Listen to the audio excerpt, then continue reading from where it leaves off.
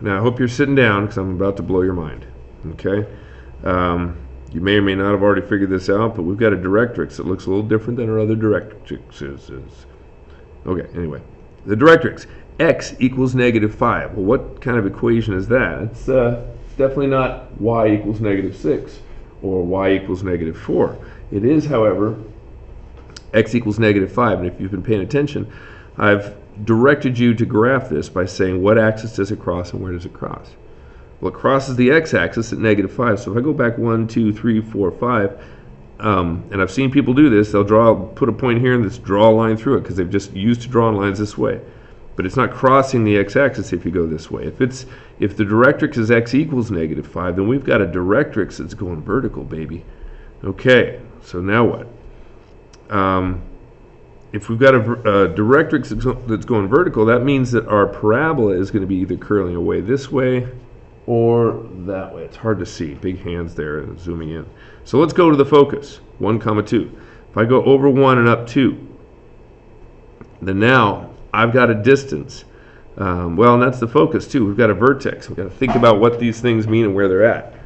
If the focus is way here, and that should be an x, and the directrix is here, the vertex should fall in between the two. So how far away are these things from each other? Well, let's just make a direct line and go 1, 2, 3, 4, 5, 6. Well, that's convenient. It's an even number. Half of 6 is 3. So the vertex is 3 units from here to here. 1, 2, 3. There it is. You could also set it's 3 units from here, but you could get kind of started in the wrong place. So it's probably good to start at your focus if you're given this situation and head toward the directrix perpendicularly. Okay, so there's your vertex. Your vertex, you can count it out, is -2, +2.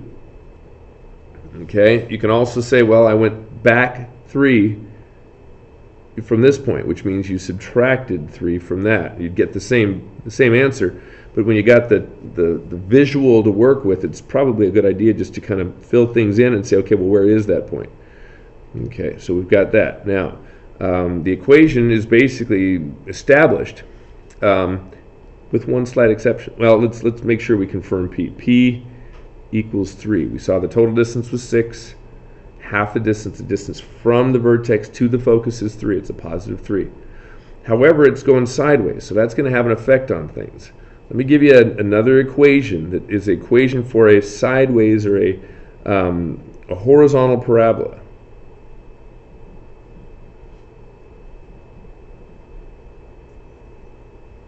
Horizontal parabola.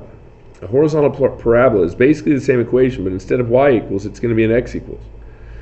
Still going to have an a value, but instead of an x minus h, it's going to be a y minus k squared, followed by a, guess, you got it, a plus h. Nicely done. Okay. Sideways just means switch everything, keep a the same, bada bing, bada boom. All right, so x equals the a value is going to be 1 over 4 times p, so it's going to be 1 over 12. 1 over 12 times x, I'm sorry, you got me. See, old habit. So, it's okay to make mistakes, especially when you use pencil. Okay, y minus, keep in mind, their vertex, this is x and this is y. Okay, you're saying y minus 2. Because you're looking at the k value. So that goes in there, and as we normally do, we change the sign of what goes inside the parentheses, and we'll keep the sign of the stuff that goes outside. So that's going to be a -2. So slight differences, stuff you're going to have to pay attention to, and we'll have some practice down here.